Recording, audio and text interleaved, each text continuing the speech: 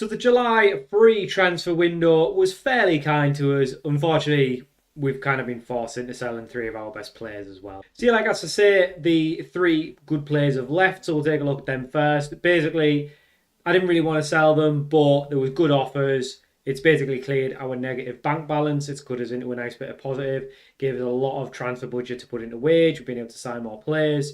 So we've got a bigger squad, and we've probably not as good of a squad though, so it's a little bit of a weird one. As you can see, results have actually started to go downhill a little bit. Hopefully nothing too bad though. Hopefully won't last forever. Before we go with the innings, we will talk. I mean, that's like all trial. That just shows you how many people I trial to bring them in. So we'll talk through everyone we've sold. So basically from July down to August, which we're in now. So we obviously know about Borsey left in the summer, or the winter, I guess. So the first one out the door was Elias McCrew. This one we weren't forced into. He just never really hit the ground running with us. So he's left to Sundby in the... Don't know what level that is, but he's went to Denmark for 3.6k. I don't think there's any sell-on clause, anything like that. So he's just left us. He wasn't really playing. He'd never really done anything with us, to be totally honest. But one that was one of the three best players that have left us is Boaz Plantinga. He's gone to BK Häcken, who are in our country, so he's not gone too far. But quite a good player. Obviously came in on a free from Feyenoord, got us promoted. Played quite a bit this season, pretty much every game, so he's went for 70k. Do think we have a 50% sell-on clause. We'll check the clauses after, but I'm pretty sure he's got a 50% sell-on clause as well, and not profit, just pure percentage of next sale. Another one, Genus Kluwer. He was one of the Barca youngsters. He obviously came in from Barca, came in on a free, did really well. He's went to AIK for £100,000, so again, quite a good valuation, and he's also got a 50% sell-on clause. We've actually been allowed to loan him back in, basically on a free loan, so we sold him and we get him to the end of the season, so we technically haven't lost Kluwer. Realistically, though, I'm probably not going to use him because I accepted the free loan because it's a free loan, but we don't really want to be developing someone else's player when we've got our own. And we have signed some strikers, so don't worry there. Other ones out the door, Rico Robinson. He is just kind of fell down the pecking order a little bit. Not really been as good. Hasn't made the step up as much as he did last season. So he's went on loan to a team in Iceland. Only played 2 games so far. He's probably one with not the longest future at the club. And one that was a little bit sad, but Momar Fall has left the club. Again, just fell down the pecking order. Was really good last season. I mean, 5 goal contributions in 10 isn't bad. It's actually quite good. But, I mean, 1 goal in 10, I'm not sure about that for someone who plays in such an advanced position. So he has left us. Again, he's just 6.9 is not terrible, but I think we got better players at the club. With the limited amount of non-Swedes we can have in the squad, he's just not going to play. So he's went to Senegal. He's went back to his home nation on a free. A little bit of a sad one just because he was such a good player, but he just wasn't going to make it. And especially if we're trying to get promoted out of this league in the future, he's just not going to be good enough. And Denis Kudanov, I mean, we knew he was too good for us when we signed him. He hasn't stuck around long, so we signed him on a free. He played 14 games and he's gone for 100 grand. Again, a 50% sell-on clause. He, out of everyone, is going to be the potential moneymaker. He's obviously got a long contract, quite a big wage as well at Vale in Slovenia, I think. No, Denmark. Why did I think they were Slovenian? I thought I must be getting them mixed up with a Slovenian team, but I'm sure there's a team in Slovenia with a very similar name. I'm going to look it up. I'm going to look it up now because I'm sure there is, and I'm sure I'm not just making this up. Let's have a look. Slovenia. There we go. 1 letter difference. I know my clubs. I know my clubs. Well, maybe it's Vale instead of Kelja. It's a lot of the letters are the same. It's basically 1 letter difference and a little bit of a jumble. But he's left again to Denmark. Clearly quite favourites, keeping an eye on us. But yeah, he was really good. Obviously came in, did the business, and yeah, big potential. So we knew he wasn't going to stay. We weren't forced by the board, but we were forced by basically the players saying, if you don't accept it, I'm going to kick up a fuss. So we kind of had to. We agreed prices on them. We had a little bit of bid and war. Kluwer started at 50k. We sold him. He would only agree to leave for 50, but then teams kept putting bids in, so we kept going higher, and eventually we got to 100k. Same thing with Kudanov, really. Plantinga was only the one offer, so we just took the 70.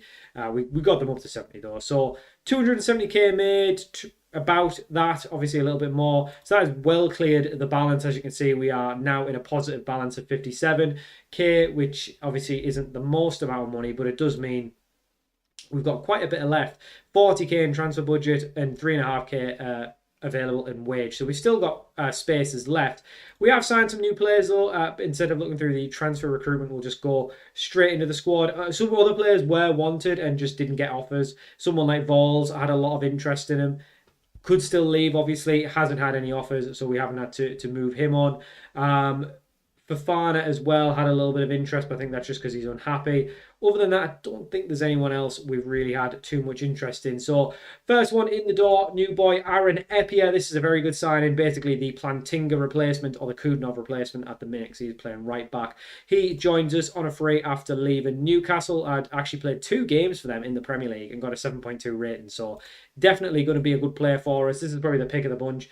Already a leading player at our level with potential to be a Premier Division player. Definitely a natural centre-back, but it's 6 foot tall. Pretty quick, can still play right back as well. We've been playing him at right back. He's on a deal till the end of next season, £360 a week. As you can see, wages are starting to slowly increase, which is a good thing because it means our availability for who we can sign gets better and better. Another one in the door is Leon Ivanovic, 21-year-old Serbian. He joins us on a free after leaving, I never know how to say it, Severna Svezda?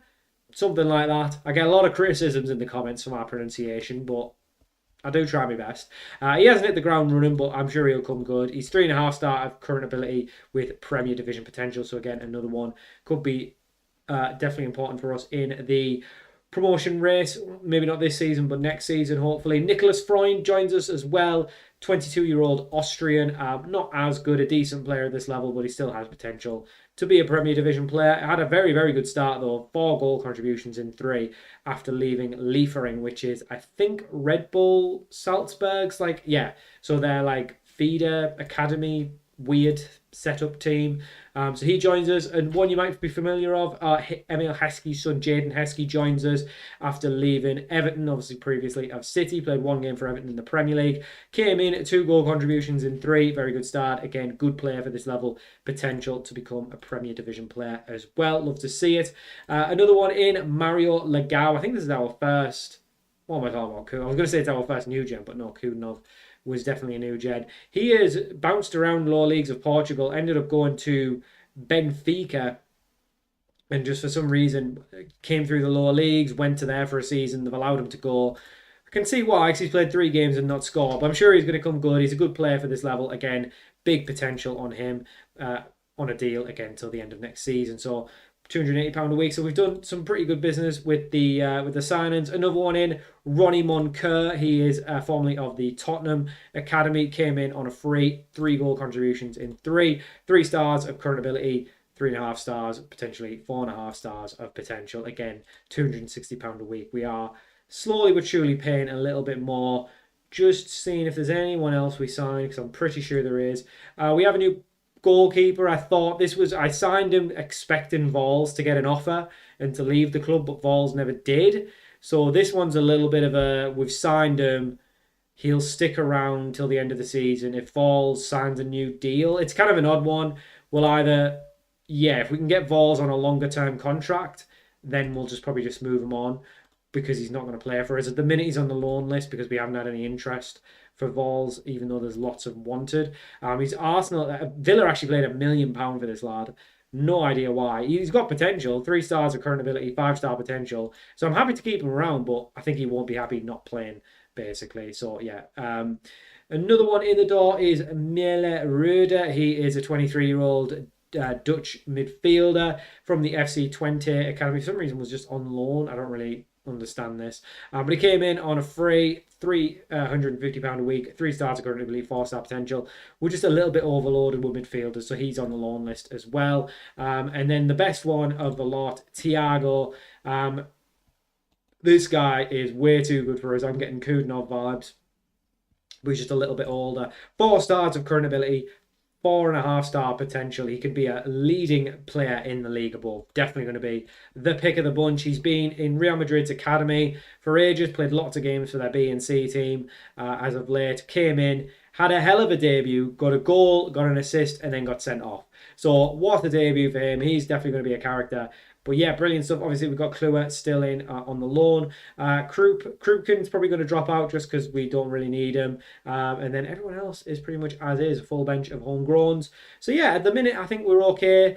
Since he last left us, which I can't remember when. I don't think it was too long ago. Was it Was these games? Were these the last two? Could have been. We beat Albright 4-0, beat Norby 2-0, and then lost 2-1 to Stockholm and 5-4 to Falkensberg. But to be fair, we did get the sending off in that game, so it's a little bit different. All of that means we are currently 6th, not miles away from a playoff place, but probably a bit too far away. 8 points.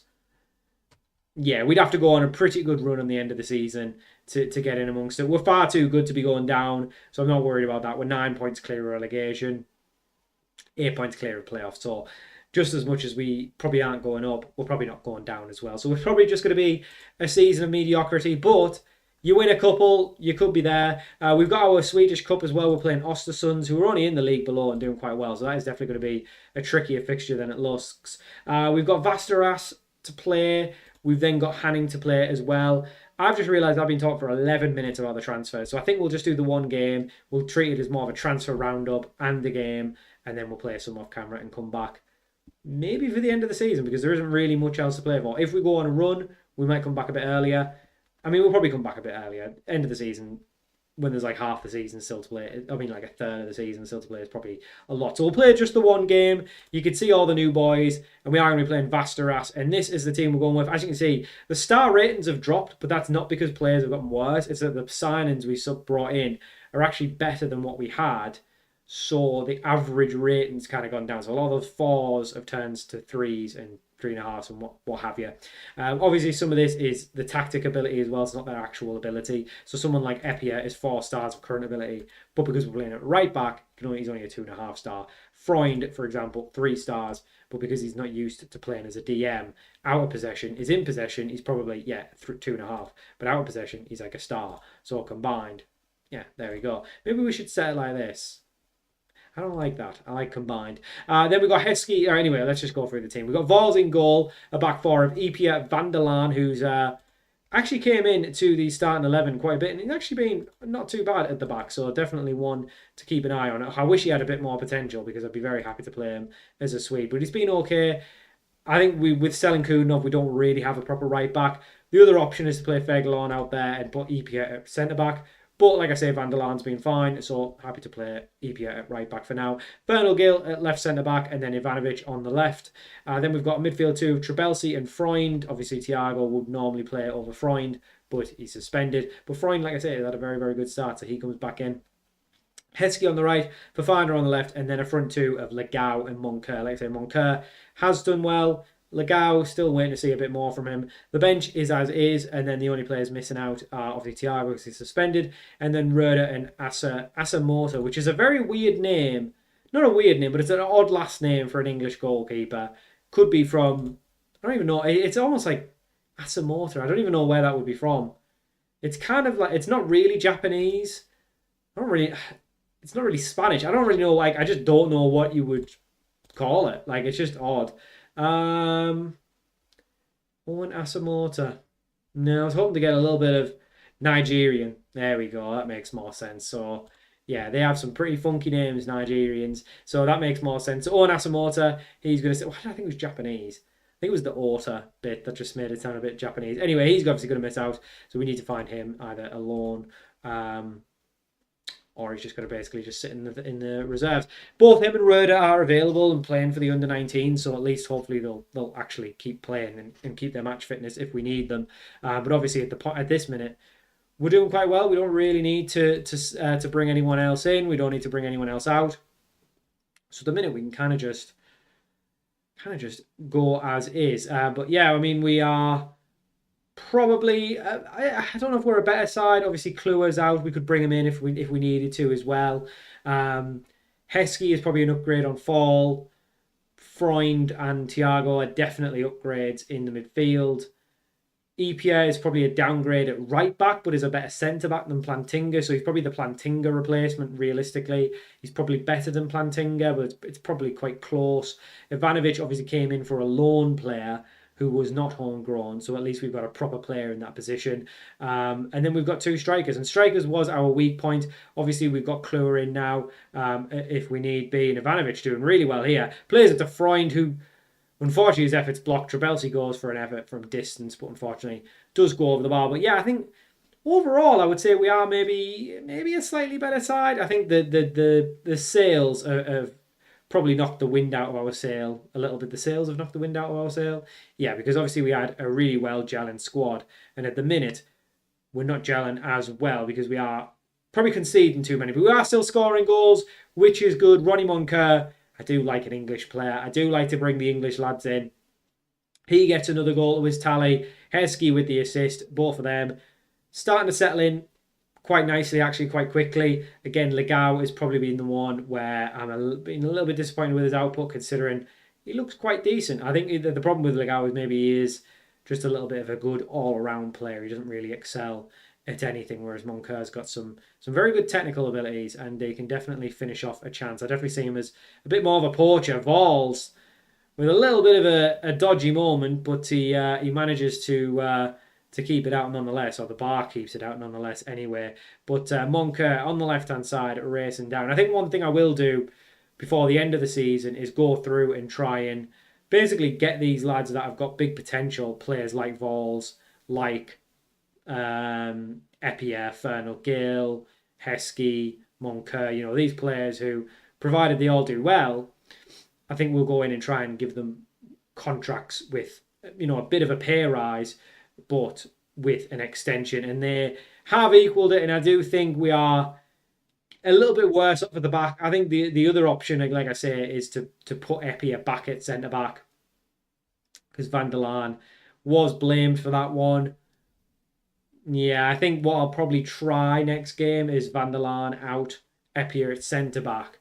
Actually, you know what? We're going to try it second half and just see how we go, because he's been okay, but I definitely notice he's like a step below the rest. And I think Eppier doesn't really suit being a right-back. So, yeah, but 1-1, not a bad start to the game. But again, we are just probably conceding one too many at the minute. But we're scoring, which is the good thing.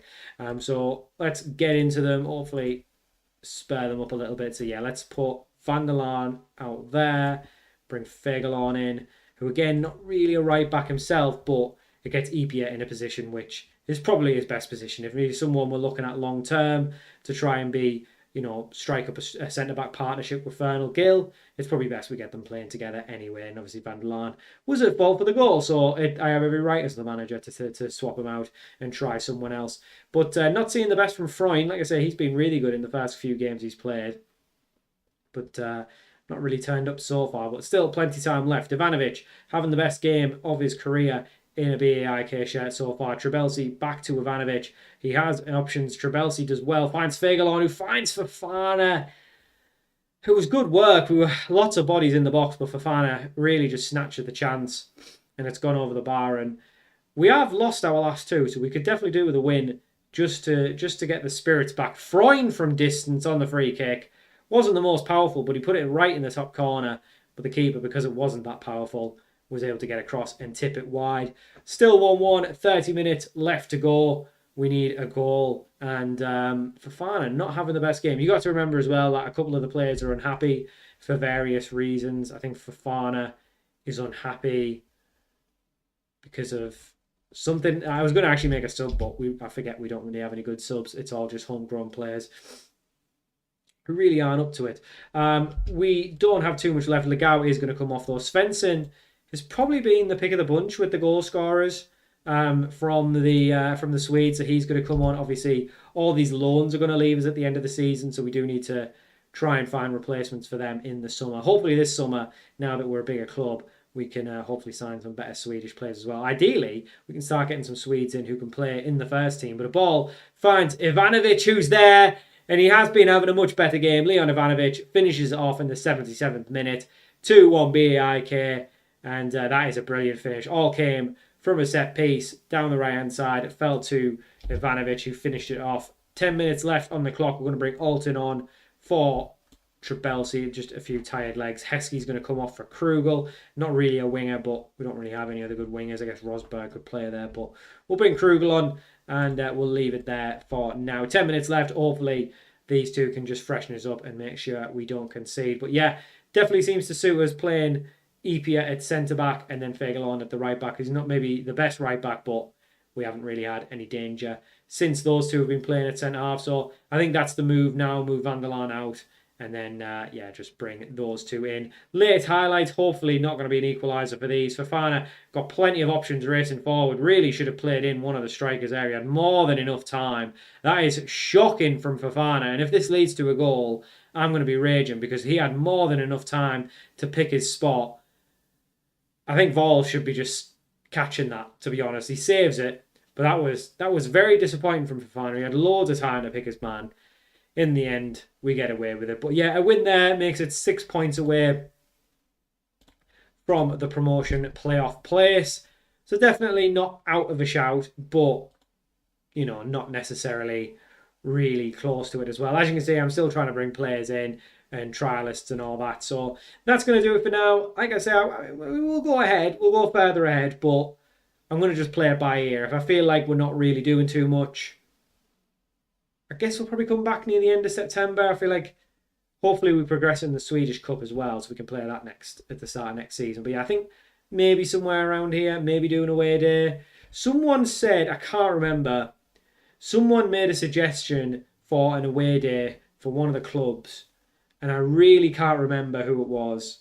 I'm going to have to reread the comment, but yeah, I'll find the comment. Someone made a suggestion for one of the away days that we should do that one. I read all the comments, by the way. But yeah, so I'll go check that and see what that was. Because if that's on this list as one of our last away days, then we'll come back for that.